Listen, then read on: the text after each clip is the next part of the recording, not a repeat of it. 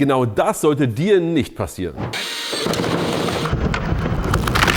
Und das, was eben in den Bildern noch relativ harmlos aussah, weil kein Mensch beteiligt war, kann dir eben persönlich passieren. Du kannst hier Elle und Speiche brechen, du kannst hier deine Hand brechen oder du kannst mit dem Akkuschrauber gegen den Kopf knallen. Und das hört sich immer noch an, als wenn das niemals passieren würde, aber nein. Uns ist das passiert. Leider hat sich hier ein Kollege seine Hand fast zertrümmert und ist ein halbes Jahr ausgefallen. Und damit dir das nicht passiert, zeigen wir, welche Funktion das verhindert und worauf du achten solltest.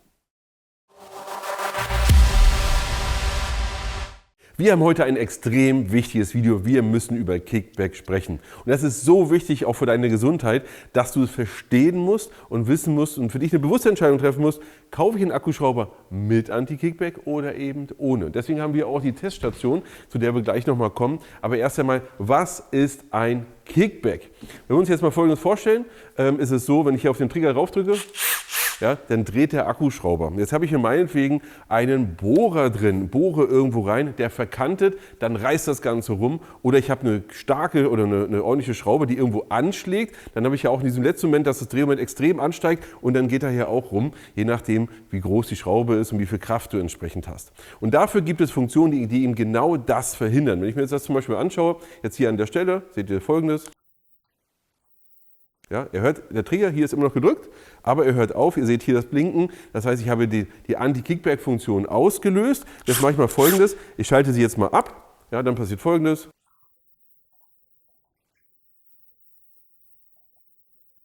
Im Zweifel würde ich jetzt drehen und dann wird es unschön werden.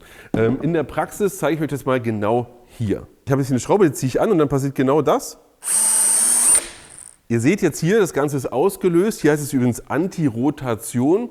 Aber ihr habt gesehen, ich war im ersten Gang. Nur im ersten Gang. Und das war zack, ganz, ganz schnell. Weil in dem Moment, du schraubst ganz normal und merkst, ja, schrauben.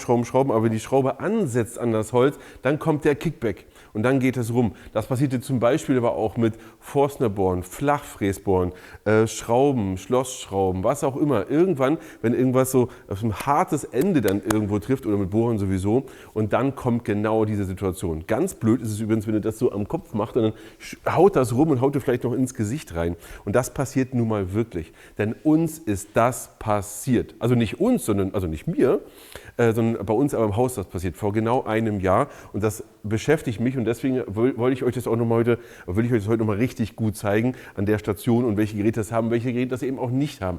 Denn wir haben uns die Hand gebrochen. Also nicht ich, sondern jemand aus dem Team hat sich die Hand gebrochen bei einem Test. Und das Ganze ist passiert innerhalb von etwa einer halben Sekunde. Also zack, bumm, und dann war es schon vorbei. In dem Moment hat er gesagt, auch er hat sofort gemerkt, er hat sich die Hand gebrochen, drei Finger hat er hier gebrochen, also 3 Mittelhandknochen, was ich, wie das heißt hier, ja, ist gebrochen gewesen, hat fast ein Jahr gedauert, bis es wieder richtig gut war und er alles wieder benutzen konnte. Und das willst du nicht.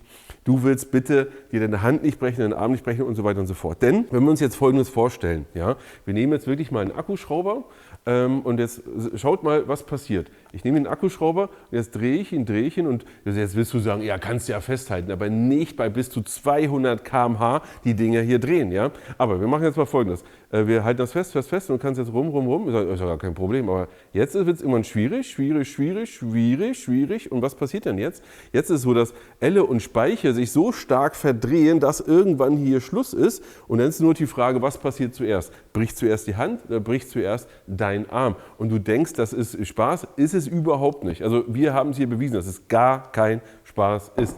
Und dafür gibt es eben diese Funktion, damit es rechtzeitig aufhört. Wir haben hier bei unserem Teststand auch Folgendes gemacht. Wir wollen ja wissen, wo ist es denn, also wo an welcher Stelle hält es denn an? Ist es so nach 5 Grad oder ist es so nach 100 oder 150 Grad meinetwegen? Denn wenn wir uns das jetzt anschauen, von hier aus gesehen für euch, wenn ich das drehe, machst du nochmal mit dem Akkuschrauber, wenn ich drehe, also hier oben müsste jetzt aber auch dann langsam Schluss sein und deswegen testen wir die Geräte gleich mal. Welches Gerät hört wo auf oder ist es so, dass einer sagt, ich habe Anti-Kickback, aber hört erst hier hinten auf, weil dann hätten wir ein echtes Problem, dann hätten wir schon die Hand gebrochen. Aber deswegen schauen wir uns erstmal Folgendes an. Und zwar habe ich hier ein Gerät drin, den GSR 18V45. Dieses Gerät hat kein Anti-Kickback. Bei dem Gerät ist die Funktion nicht vorhanden. Und wir testen jetzt mal, wie sieht das denn aus, wenn wir hier ein Kickback haben. Ich zeige dir mal ganz kurz, wie wir testen. Wir haben hier eine Fahrradbremse, die auf eine Welle draufgeschraubt ist. Wir haben jetzt hier ein Kugellager, aber wir haben auf der anderen Seite eben auch ein Kugellager und hier dran ist der Akkuschrauber. Wir werden gleich Folgendes machen. Wir werden den Akkuschrauber auf volle Last geben, sodass wir den Trigger hier ziehen, dass er mit einem kleinen Klett festgezogen ist und dann dreht er so alleine vor sich hin. Und dann werde ich Folgendes machen. Dann ziehe ich hier die Bremse. Das heißt also, ich simuliere den Kick, also den Kickback. Ja, in dem Moment verhakt es und dann müsste der Akkuschrauber eigentlich stoppen, wenn er Kickback hat.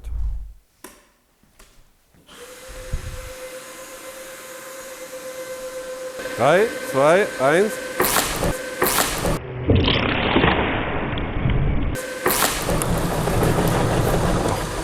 Jetzt hast du mal gesehen, wie das Ganze aussieht ohne Anti-Kickback-Funktion und so sieht ein Kickback aus. Zack! Und das Ganze dreht rum. Und du hast auch gesehen, dass die Maschine dreht und dreht und dreht, weil der Trigger eben gedrückt ist. Solange der gedrückt ist, ja, dann läuft es halt weiter. Du selber würdest irgendwann loslassen, aber du würdest nicht nach 10 Grad loslassen, sondern eher, wenn es dann eben schon zu spät ist. Und ich habe ganz bewusst ein Gerät von Bosch genommen, damit hier keiner sagt, oh, ich mache jetzt wieder Makita oder irgendeinen anderen Diss, sondern hier haben wir den GSR 18V45, hier keine Anti-Kickback-Funktion, gibt es im Gerät einfach nicht und zack, hat er das gemacht.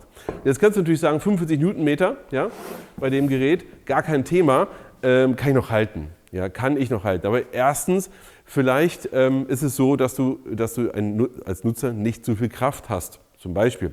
Als zweites, vielleicht überrascht es dich in dem Moment. Du hast es vielleicht gut in der Hand, du bist auch gut im Stoff, ja, und sagst, in dem Moment merkst du aber so, ja, oh, und dann ist vorbei. Oder du hast den Akkuschrauber hier, hältst irgendwas anderes fest, dann hast du schon hast keinen sicheren Stand. Vielleicht bist du auf der Leiter, was auch immer. Ja, ihr wisst, was ich meine. Und dann ist da halt auch manchmal nicht mehr so viel mit Festhalten bei 45 Newtonmeter. Wenn wir uns jetzt aber zum Beispiel so ein Gerät hier mal angucken, 169 Newtonmeter, der Dewalt 1007, das ist so viel Kraft, Heidewitzka, ja, da ist auch teilweise mit Festhalten nichts mehr. Übrigens, wenn ihr meine Tests anschaut, seht ihr häufig genau meinen, ich sag mal, Sicherheitsgriff, dass ich das Gerät so in der Hand habe. Ich habe einen sehr soliden Stand, ich stehe sehr satt, habe das in der Hand, habe bewusst, was ich hier habe und dann habe ich den Akkuschrauber hier oder den Akku hier unten in der Hand, dass er mir nicht raus kann. Ich habe zumindest mit zweiter Hand hier dabei. Viel, viel sicherer seid ihr aber bei Geräten, wenn Sie einen Zusatzhandgriff habt. Also nehmt den Zusatzhandgriff, sobald es etwas größere Schrauben sind oder, sodass ihr wirklich da auf Nummer sicher gehen könnt. Denn wenn wir hier und habt trotzdem noch eine Anti-Kickback-Funktion, denn auch das kann rumreißen. Aber wenn wir hier durch den Hebel hier solide auch ordentlich festhalten, einen schönen Griff für den Stand haben, dann ist es so, dass wir den Anti-Kickback gar nicht so sehr brauchen in dem Moment, sondern das vorbeugen, indem wir es einfach gut festhalten können. Apropos festhalten können, beziehungsweise apropos Bosch, was wir gerade gesehen haben. Nochmal ganz wichtig, ich habe es hier auch extra hier dazwischen stehen, wir haben hier einen 18 Volt Akkuschrauber von Makita. Bei Makita ist es so, dass wir die Anti-Kickback-Funktion bei 18 Volt Geräten gar nicht haben. Es gibt kein Makita 18 Volt Gerät mit einer Anti-Kickback-Funktion. Bei Makita im 40 Volt Bereich gibt es aber sehr wohl diese Funktion, wie zum Beispiel bei dem Gerät. Ob das jemals bei 18 Volt nochmal kommt, wer weiß das schon. Aber lasst uns jetzt mal euch zeigen, wie sieht es denn aus hier in dem Testaufbau, wenn die Funktion vorhanden ist und zieht.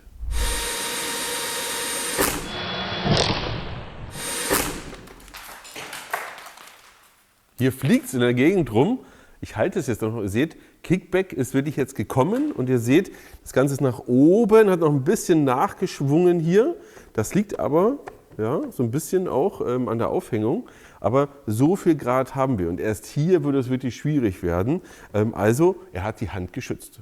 Wir blenden euch jetzt nochmal einen Test ein, wo wir den Milwaukee nochmal getestet haben, denn wir haben alle Geräte mehrfach getestet und da wirst du sehen, dass er sogar nochmal früher gestoppt hat. Ist vielleicht auch eine leicht individuelle Sache oder wie die Elektronik gerade in dem Moment reagiert. Wir haben aber bei allen Geräten Folgendes gehabt und zwar, sie haben alle rechtzeitig gestartet, bevor es oben in den kritischen Bereich ging. Lass uns mal ganz kurz durchgehen. Bei Metabo waren wir relativ früh auch bei 90 Grad. Bei Milwaukee sind wir gewesen zwischen 75 und so um die 120, 130 Grad.